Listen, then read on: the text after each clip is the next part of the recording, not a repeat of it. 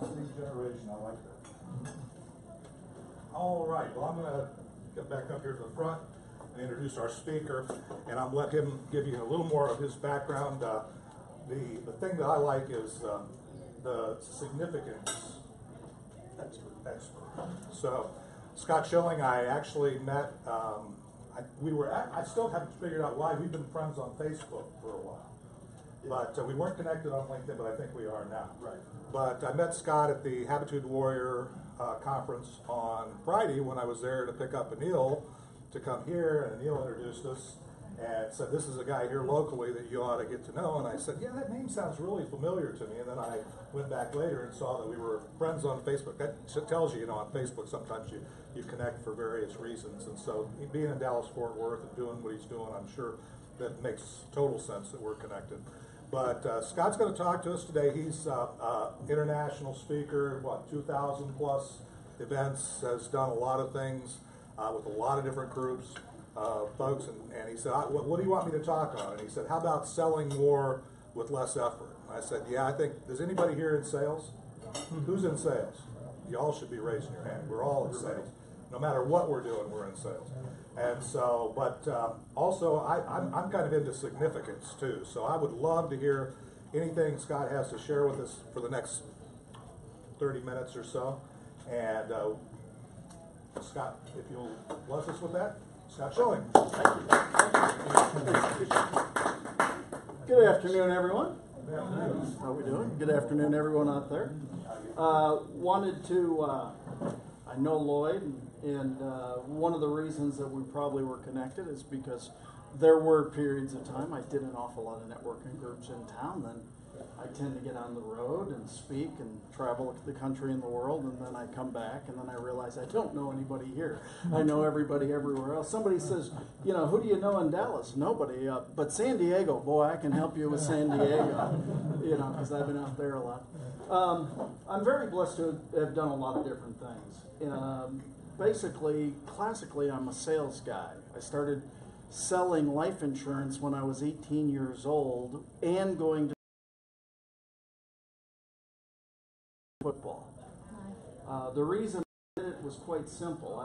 I was going to come out with a Bachelor of Business Administration degree with 5,000 of my closest friends. What was going to differentiate me? Well, one-on-one personal communication ability, the ability to find people's needs, wants, and desires and solve those. So I was very blessed. I had 7 job offers when people had none. I narrowed it down to 3 companies, IBM, Shell Oil in Houston, and Amana Refrigeration in Amana, Iowa, 20 miles west of where I went to school. I wasn't the IBM guy. Can you see the shirt? It hasn't really changed. The white shirt, red tie, blue suit wasn't going to work for me pretty well. So even though I was very grateful for the IBM offer, it just didn't seem like the thing. So then I said, well, Amana Refrigeration, 500 million, or Shell Oil, billions. Well, I can rocket through this structure much faster than I can rocket through this. And who the hell would ever want to live in Texas? So I promptly went to work for Amana. They transferred me to Chicago. 6 years later, I opened up Amana Southwest in Dallas, Texas. Have been here ever since. So I love Texas. I had to come down here to meet my bride, who was born and raised in Dallas. So classically, I'm a sales guy, but I've never sold anything. What I've done is I've satisfied somebody's needs, wants, or desires. By definition, people get afraid of sales, and I know Dave already asked this, but by a show of hands, how many of you are in sales? Every one of us are in sales every minute of every day. We just have this tendency to not frame it in our brain that way. So let me help you with that just real quickly to give you a new framing. How many of you have ever been on a date? You made a sale. How many have ever put a kid to bed? You made a sale. How many of you are married? You're better at this than you think. Do you understand? Selling is nothing more than exchanging some information, a position for somebody to consider. Now, The Webster's definition of selling is the exchange of a product, good, or service for an amount of money or its equivalent. Now, I train an awful lot in the holistic disciplines, chiropractors, acupuncturists, energy healers. And for whatever reason, they seem to have a problem collecting money for what they do. It just, it's icky. And I usually say, well, the business doesn't last that way, but they don't like to hear that, even though it's true. So I said, well, exchange it. It's the exchange of a product, good, or service for an equivalent. It makes your heart feel good. So we made some great progress with a number of my clients that way. And I actually developed my own heart-centered selling definition of sales. And that is education through communication without manipulation. So we are educators.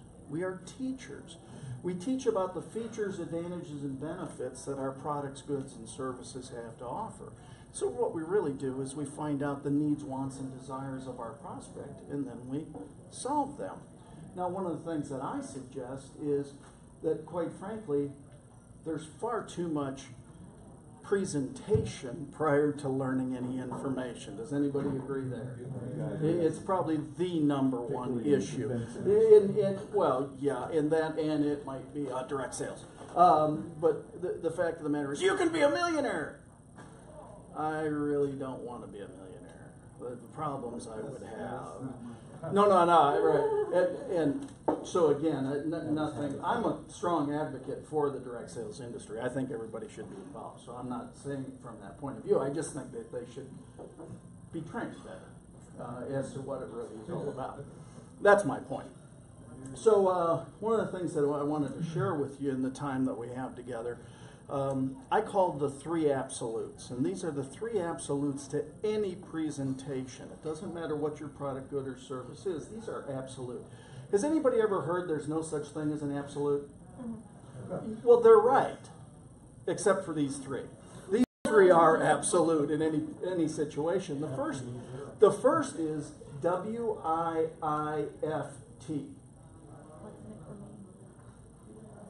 T. What's in it for them? You've got to come from an others orientation.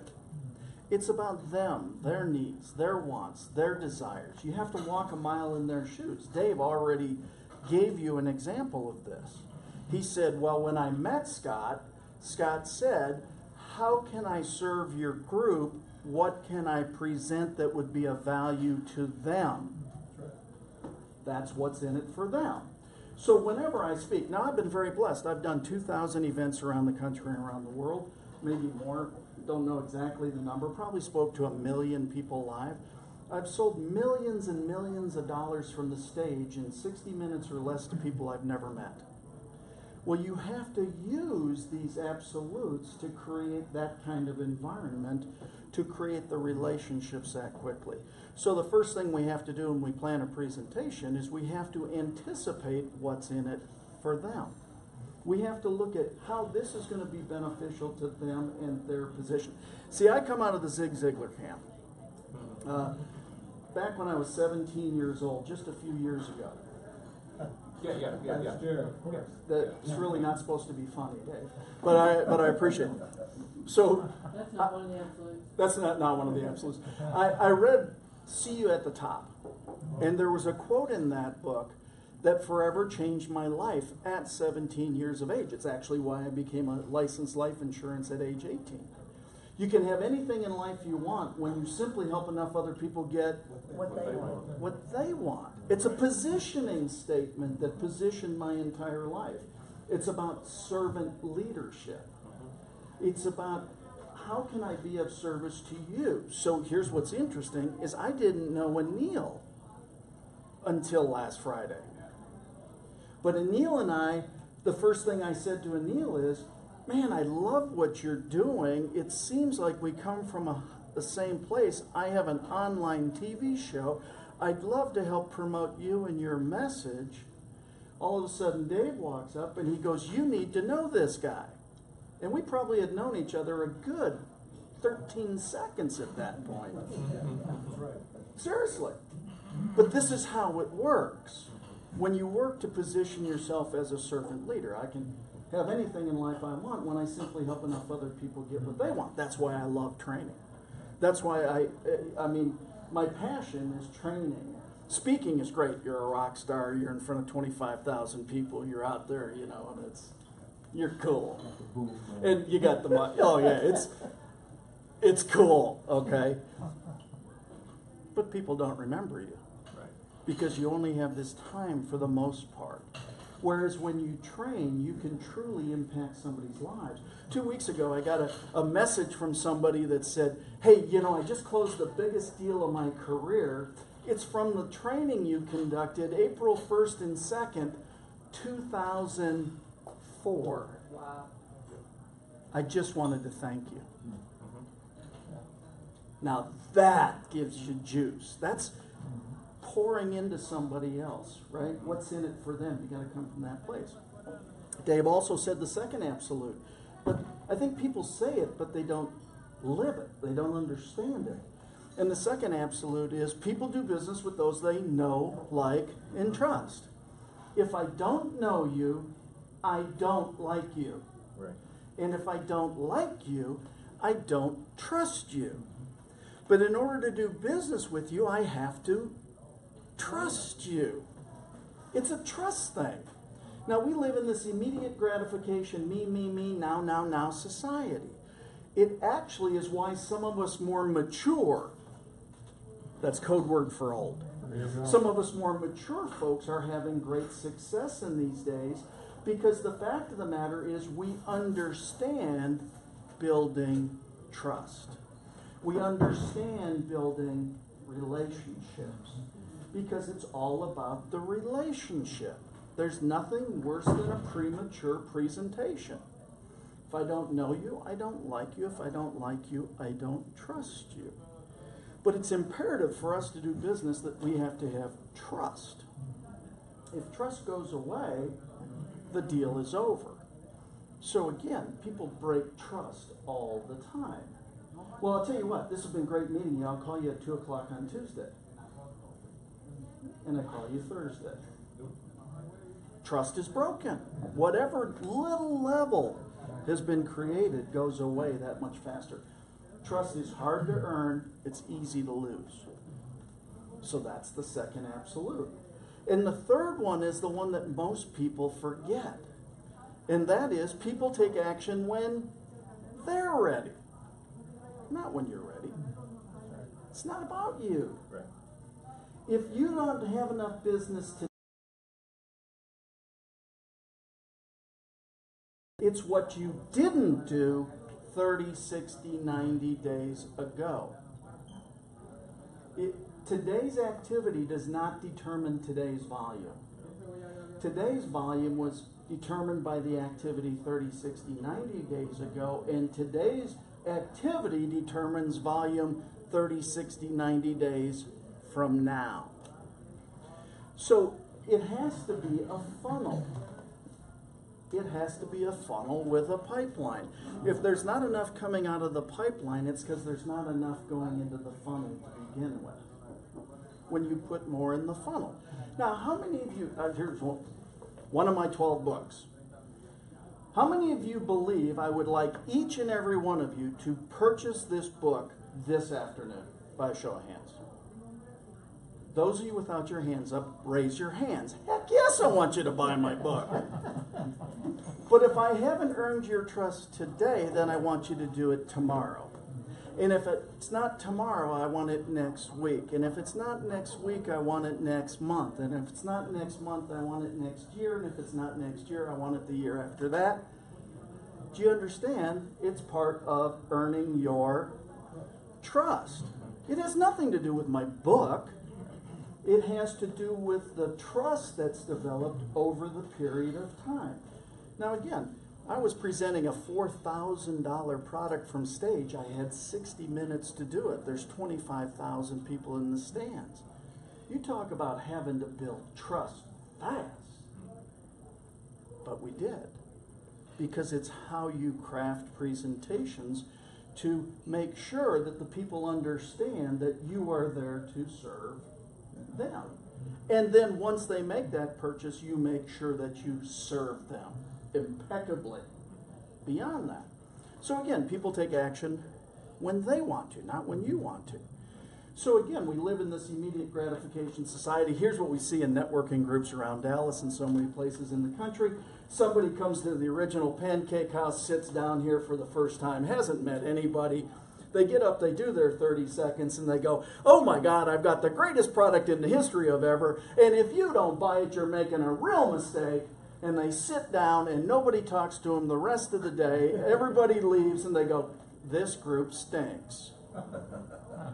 And it has nothing to do with the group. It has to do with you haven't earned the right to make that presentation. And until you have earned that right, don't make it.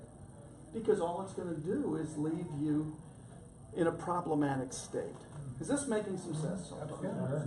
Now what we really want is that middle one, know, like, and trust, to become love, respect, and think you hung the moon. I want to have think you hung the moon status with everybody I meet.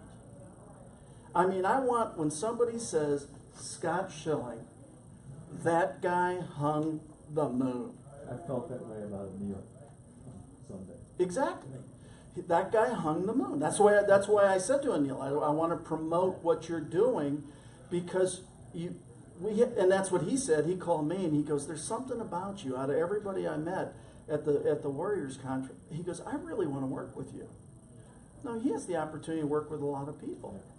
It's very gratifying, right? So I get it, exactly. We want to have that love, respect, think you hung the moon status. So just as an example, my email signature says, please let me know how I can be of service to you. And sometimes I have people that'll say, what do you want from me?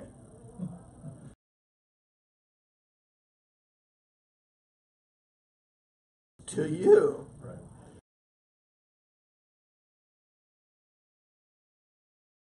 I'm angling to create a relationship.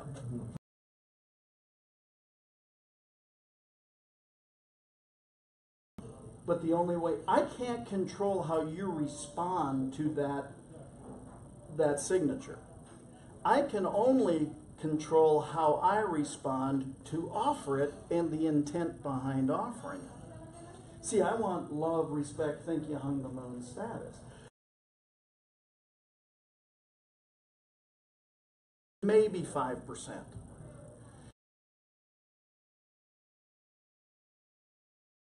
$95%.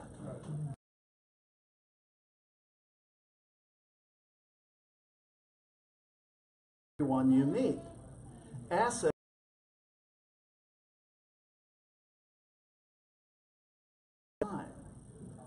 Become a spontaneous servant.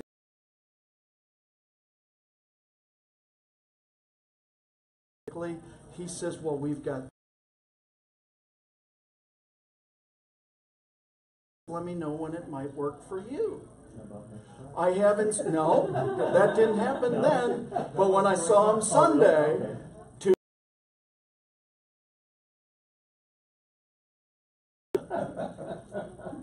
right? So 2 days later, he said, so you're ready to speak this week? I said, sure, I'm always ready to serve a great group. It doesn't matter, I can't control who's not here. The only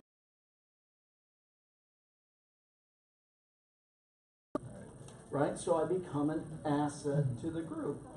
If you like what I do, let's create a greater relationship and explore how we can do more things together. If you don't like what I do, I'm not sure what your problem is. No, I'm just kidding. I'm kidding. Just wanted to see if you're still with me. Joking. Sorry, I was just kidding. Anyway, so how does this play out? Well, I belong to the TPC Las Colinas, have for 30 years.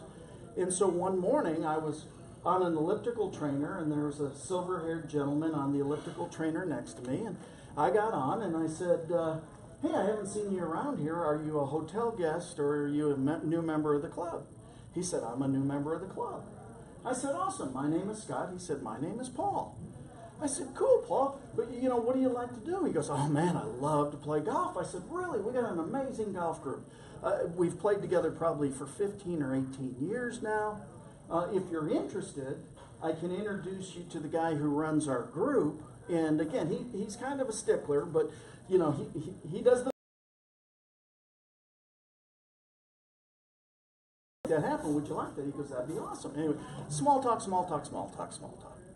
At the end, I write my contact information down. I hand it to him, and I said, here's my contact information. I'll connect you with the golf group. If there's anything I can ever do for you, please feel free to give me a call. Let me know how I can be. On Saturday, it went great. Nice guy, all this different stuff. He didn't play in my group, so I didn't have any time to talk to him or anything. Anyway, Monday I get a call. Group on Saturday. He said, that was really awesome. That was so cool. I said, oh, so you called to thank me? He goes, no. I go, okay. Well, what did you call for? He said, were you serious about that serving me thing? I said, well, absolutely. He said, awesome. I need 4 kind of guy. He goes, oh, it's not for me. It's for my daughter and my granddaughter. They're coming to town. They love Jewel. I said, Paul, are you talking about the event that's at the American Airlines Center on Friday? He goes, yeah, that's why I called you.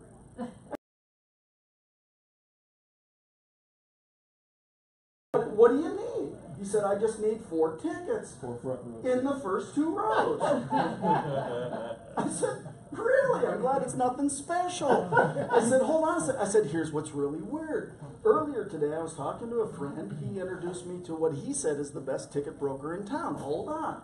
So I called this ticket broker. Best ticket broker in town.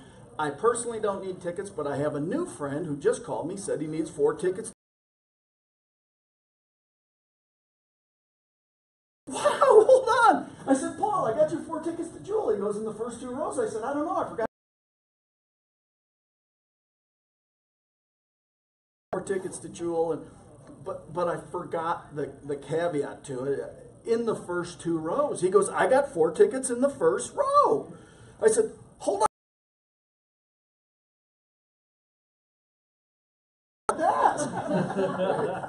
I said, Paul, I said, I forgot to ask how much.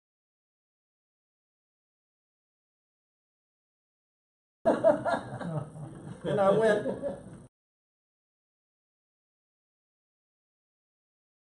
problem. Dude, I need to know. I don't know, I forgot to ask. I said, will you take a check? He goes, sure, I'll take a check. Where's his office? I said, I don't know, I forgot to ask. I said,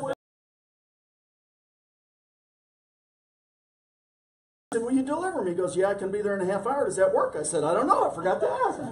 He goes, yeah, a half hour would be great. Half hour later, he's got 4 tickets to Jewel in the front row. Now, am I a ticket broker?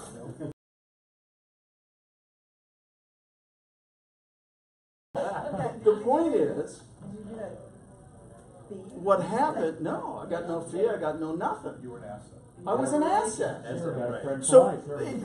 I've got 2 friends for life. I've got a ticket agent that had 4 days to dump 4 tickets in the front row, and a friend who then got them.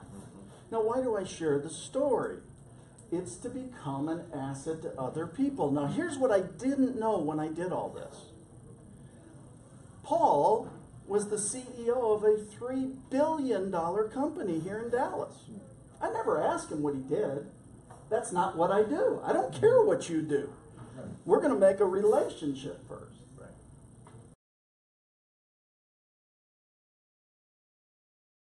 4 homes. I've stayed in 3 of his 4 homes. I've played many of the 13 country clubs he belongs to. He has introduced me to the CEO of 7-Eleven, Ford, and Boeing. Would those be good things? But I never did it for that. Do you understand? Right. It's about, I want love, respect, and think you hung the moon status with everybody. I want to be in a position where people know to call me because if they need something. So literally right now, I met somebody at Habitudes that sold his company for $1 billion. Would that be good? Don't even know him. Spend some time getting to know him. I talked to another friend who's working to raise $100 million right now. I said, I know somebody who might have that. So I didn't introduce him. I reached out to the one with the funding and said, are these the kind of things that you would be interested in looking at? And he said, that would be awesome. What's the industry? What's the stuff? Before you introduce me, let me do some more research. I said, tell me what information you need. I'll get it for you. Of course, this guy wants to meet him right away. I said, that's not the way the game works. Right? So I'm the go-between. Now, I didn't ask for any. I still haven't asked for anything. Will I get something? I have no idea. Will it work? I have no idea. That's not why I did it. I did it because it's what I do. When somebody needs to know somebody else that can be of service to them and where they're going. And this is what we fail to understand so many times. Selling is a value proposition. And many times our product is our value. I'm going to suggest to you far more times, we are the value. Our product is just the product. And again, I see this in direct sales all the time. That's right. The people will naturally take the product because they're actually buying you. They're not buying the product. Does that make sense to everybody? And everybody works so hard to get referrals, but they typically do it the wrong way.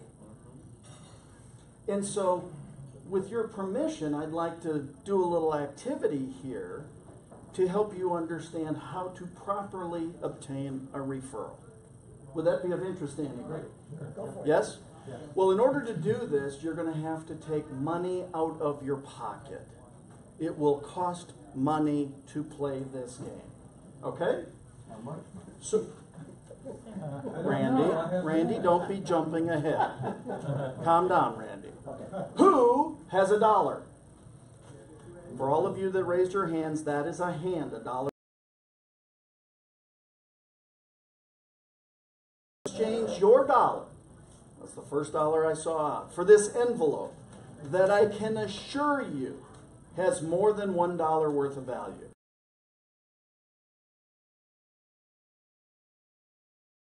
Let's exchange.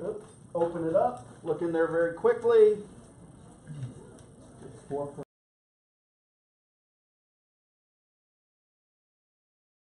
Get this yourself. You should be here next time. $5. It's with this transaction. Would you maybe know anybody else that would be similarly happy with a transaction like that? Almost anybody. Well, of those people, do you have any of their contact information? Yeah, And would you write that down for me at some point? sure. And when could I expect that? Later today. That's how you get a referral. What people miss is they don't get the referral at the right time. Positive transaction. All I did is confirm this is a positive transaction. He said, yes, it was. Who else do you know that might like that? Everybody. Do you have their contact information? Yes. When could I get that? I'll write it down later today. Now, had he said, I don't know anybody right now, I would have said, Lloyd, I'm glad that this was a positive transaction. If anybody comes to mind later on, would you forward it to me? Do you understand? We try to force referrals, and we're doing it at the wrong time, and we're requiring people to go back in time to get the same feeling that they had, and they never recapture that feeling. Life has happened in between, so now we ask them for a referral. Number one, typically they can't think of anybody. Nobody comes top of mind. But the other side of it is, if somebody comes top of mind, now they have been critically judging everything for that period of time. Make sense? Who's got a $5 bill? Once again, this is a hand. Dave, will you exchange your $5 bill for this envelope that I can assure you has more than $5 worth of value? Open that up. Let everybody know what's in there, please.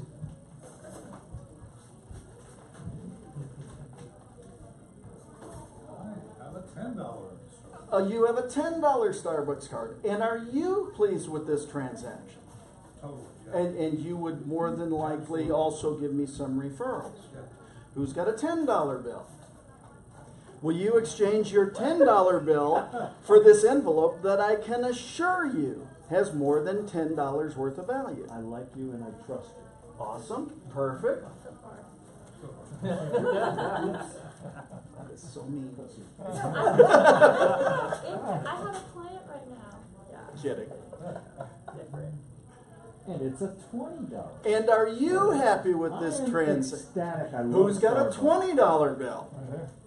Will you exchange your $20 bill for this envelope that I can assure you does not have $20 worth of value? You've gained my trust. I will do that. Go ahead, open that up. Pretty thick. You're about to lose it. Okay. He's walking away. Yeah. He doesn't walk away. And are you happy with this No, transaction? I'm not. Why not? This is $5. So what's the problem? You gained my trust and now you've lost it. Wait. Lloyd, did we make a good deal? Dave, we made a good deal? Absolutely. We made a good deal? Yes, sir. What's your problem? You. See, now I can't do business with you. Or refer you. Exactly. Okay. How many of you believe if I leave this way, my business will grow? No. But you How- did say up front that it was not going to be worth $20. I did say, I did change what I said. Right. Okay, So is in, that in every other case, I said I can guarantee Right. it's got larger value. Right. Sure. In that one instance, I said it does not have Right. $20 in value. Right. What could that mean? More or less. It could be more or less. Why did you make the deal? Even though I changed the Yeah. verbiage, why did you Because make it? I've seen you do other transactions and earned, I trust you for that. Exactly. So I took a chance. I have created a pattern of over-delivery in the marketplace. And because of that pattern of over-delivery in the marketplace, I now changed my presentation, quite frankly, in a poor direction. Right? But I still got people to act. Now, the reason he acted psychologically is because when I said it's not worth 20, when he's seen over delivery, his assumption was there will be over delivery. Many times I do this, and somebody will say, well, no, you said it wasn't worth $20. I'm not going to make that deal. So I will do exactly what I did. Did we make a good deal? Did we make a good deal? Did we make a good deal? Very nice, very light, very cheap. I call it sales bullying. It's exactly what it is. It's sales bullying. It's what most people do, is they sales bully. Well, don't you understand what a great deal I made with Dave? What's your issue? Right. Oh, yeah. And it's not your issue, it's my issue. And if I were to leave this way, this would be, and I would destroy all the trust, everything that I've done in the marketplace for years goes away like that. I would never do that to you. Well, I didn't think you would. So now it's over delivery again. Right. So again, what happens so often is in the selling situation, we don't understand the impact of words, the impacts of our presentation, the impacts. So when I coach people, when I sit with people, when I sit with speakers, I actually have 2 pads of paper. One is, hey, that's really awesome, I'll probably borrow that sometime.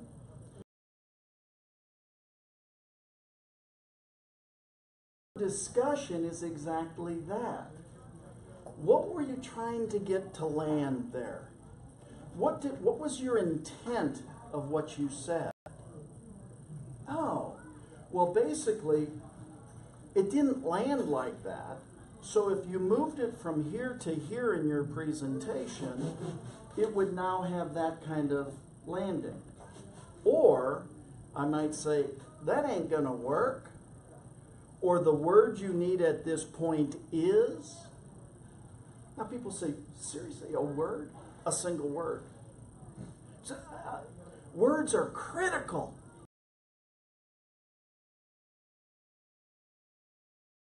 It was really awesome.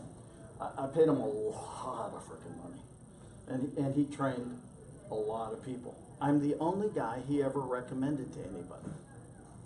And so also one day I get a call from him. He said, Scott, I'm coming to Dallas. I'd love to take you to dinner. I got to ask you some questions. I said, you buy? And he goes, yes. I said, are you kidding me? I'm in. This is the first time you've ever paid for anything. I mean, I don't even care where we go. If you're buying, I'm in.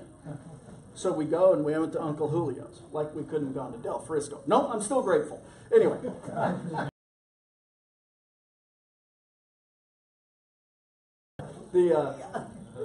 So we go to Uncle Julio's and we're sitting there and he goes, you're easily the most successful speaker I've ever trained. You've done the most events, you've spoken to the most people, you've sold the most product. He goes, I gotta ask you a question. I said, what's that? He said, you're also the only guy who's ever done everything I suggested he do. It just confuses me. And I said, okay, so what's the question? He goes, well, why did you do that?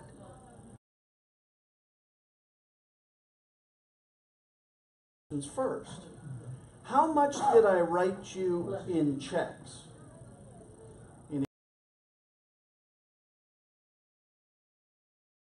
Sounds about right. And how many of those checks did you cash? He said, every one of them.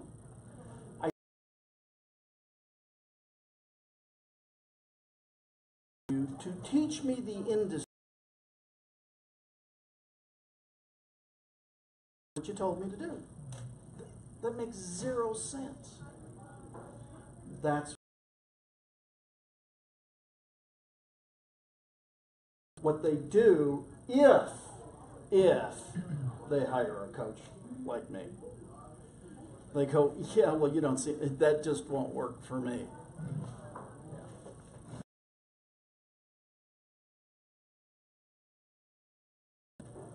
I've sold a lot across every industry you know because we're all in the exact same industry. We might have different badges, but we're in the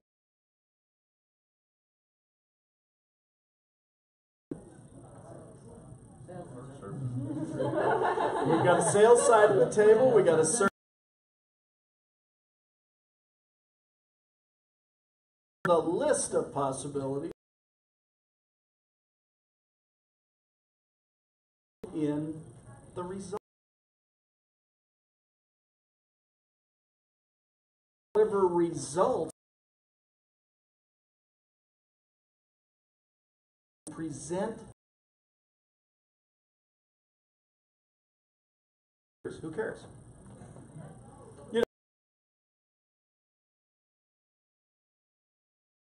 Who cares? Well, we're a Fortune 100. Who cares? What result are you going to give me in my life that's going to make my life better? And until you present that to me, and until I agree with you and I understand that, I'm not going to the seminar business. I did not go.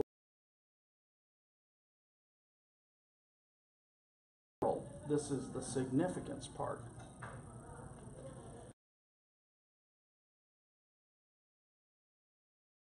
That's how you gain significance. It's not about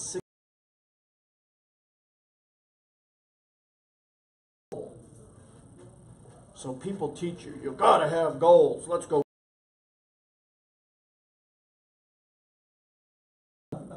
Boy, that's exciting. Or I got all this crap in my house, and I got a big ass house with a lot of crap in it. All right. Maybe we should downsize and sell this crap that I've worked my entire life to get. What are you working for? See, I think this becomes about significance. Success is the achievement of a goal. Significance is the meaning behind the achievement of the goal.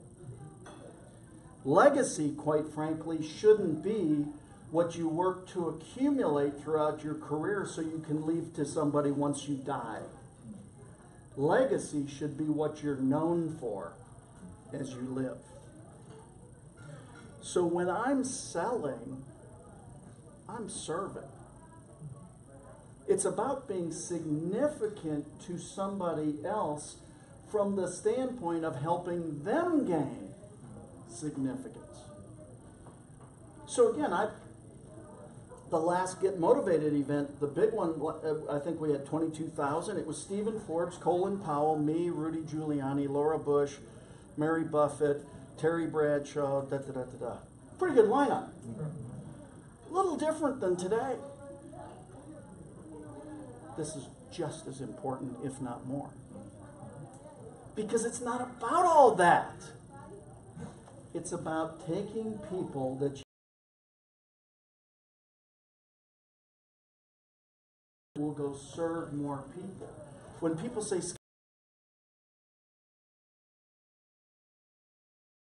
people help people. That's it. I help people help people. Well, how do you do that? Very well, thank you. No, really, what do you do? Yeah. What do you need? No, seriously, what do you do? Do you understand what I just did? Is I created curiosity, and I have them wanting to know what I do. Instead of the old show up and throw up, let's walk into a networking event and go, oh, fresh meat. Oh boy, I can sell XYZ in here. Right? But people do it all the time.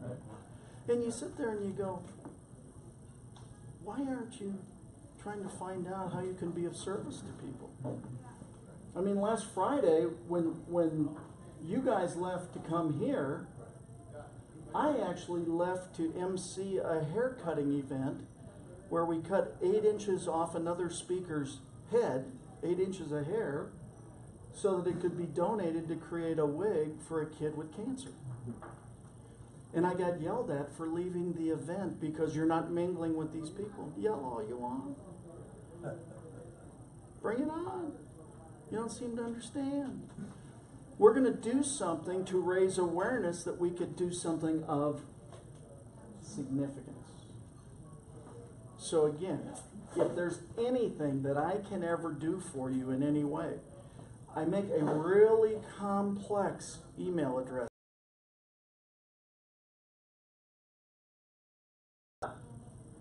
At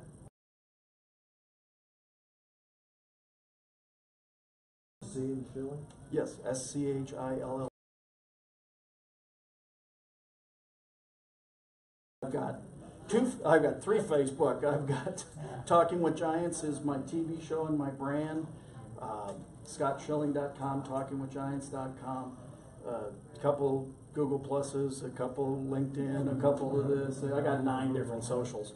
I'm like anybody else. And just so you know, what's in this book is what a company paid me over $200,000 to develop, that we took that company from 8 million to almost 100 million in 5.5 years. And you go, well, I've seen it, don't get it. My world doesn't change one way or the other. It really doesn't. Now, do I think it might change yours? I do. But again, that's only by if it works for you. I appreciate the opportunity to be here. If I can ever be of service to you, please let me know. I can't control whether you ever contact me. I can only control whether I offer it. Right? With that, I say thank you. God bless you. Well, I appreciate you, Scott. I appreciate you making the offer, because one of the things I learned last week, I heard, and I've heard before, is you're doing a disservice to your audience if you don't make your offer. And that's true. If you believe in what you're doing, which obviously Scott believes in what he's doing, obviously does it well. Again, I'm very appreciative of you jumping on that, and I like that. You didn't even hesitate. I was there when you Yeah, asked. you had, Randy said, happened to be sure. there, and I said, and I realized between Friday and Sunday that I didn't have somebody for this Friday, and if it wasn't him, it's probably going to be me or Jenna or somebody. You know, somebody's going to do something, because we're not going to leave you guys hanging. So, and I said it would be awesome. Oh no, I actually am going to Canada for the next week. Here's what's really funny is somebody else did a networking event yesterday, and they said you're the only, we talked about you the entire networking event. We might as well have you come speak. Can you speak next Thursday? I said, not next Thursday, but the following Thursday I can, because I'm in Canada all next week training. And all of a sudden they go, oh, we're not having it because of the 4th of July. Can it be the next one? No. The next, no. And all of a sudden, I'm like 6 or 8 weeks down with that group, but I said yes. Perfect example. That's, you know, again, being an asset, being there and ready, because it's timing is, you've heard me say, timing is everything, right? And relationships are the thing that allows you to be around when the timing is right. And that's exactly what Scott's teaching us today. So again, I appreciate everybody being here. I know we're right at 1 o'clock, and I want to be respectful of everybody's time. Wednesday meeting, be there. We're running about 25 to 30 right now, so we've got plenty of space. So bring guests. And then next Friday, we have, gosh, I'm drawing a blank on his name, Bill Bancroft. I think. Anyway, he's got the Potato Sack Chronicles is a book he just wrote. And it's just, he's kind of an interesting guy. I haven't met him. I've talked to him a couple times. It's been about 2 months trying to get him to come and speak. It wasn't as spontaneous as that. So again, Scott, you're awesome. And again, I appreciate it. Grab his book if you're interested, but for sure connect with him. Build a relationship with him, because this guy is one that here in Dallas that we ought to know, right? Yeah, and again, I appreciate you sharing with us. And I think we got the Facebook Live thing all the way through, so we'll see how that goes. Never know. We'll see that. We don't know until after we're done, but it looked like it worked. It was all the proprietors. Yeah. Anyway, any other announcements or anything? Oh yeah, Charge in the book. how much for the book? The book is normally 30, but for this group, 20. 20. Okay, great, perfect. Okay, so Something to reach Big Ben. without customers, you got nothing. I love it. That's the truth. You know, it's really funny. I got somebody who wants to do it in audio. Pretty soon. I've got a lot of stuff. I saw you looking at some of it. Not everything's on Amazon. A lot of stuff's on my own site. But I've got. Just call me. We'll talk. We can get it out. But it's interesting. So I recorded the audio last Friday when I did it, and everybody was like, "Oh my God, what? Can we have that?" And I went, "Sure." And they're like, well, "How much?" And I go, "You asked me. You were at the event. Why would I charge you for the event that you've already been charged for?" I'm one of those different kind of speakers. I'm not that guy who tries to. Squeeze Yeah. it. It's just not the right thing to You don't do. do that if you're a person of service. Well, that's exactly it. Yeah. Right. You know, so anyway, Cool. Well, I great. was looking at the book, It that's was a lot great. for me to read. it's broken into 2-minute chunks, literally. All right, well, Okay. for sure connect, and actually I wanna follow up with you when you get back from Canada and we figure out, cause I'd like to talk to you about the business growth network and some things we're doing. Sure. Possible synergies, so. Perfect. Anyway, great. Everybody, any other announcements, anything? No? I got a question, but I See don't you all wanna in 2 hold up weeks. anybody here, but. Well, go ahead and ask the question. We'll, I'm gonna go offline with Facebook Live guys. And, anyway, these are dollars? Yeah, that's it. Okay. Okay. We'll put that in the kitty, but, anyway. Yeah. Great meeting. Thanks again, Scott. Pleasure. Yeah, thank you. Scott, the question I have is, how about when they don't respond? You know, they said they're gonna respond this afternoon, but then they don't. Then it becomes Wednesday, Thursday, Friday.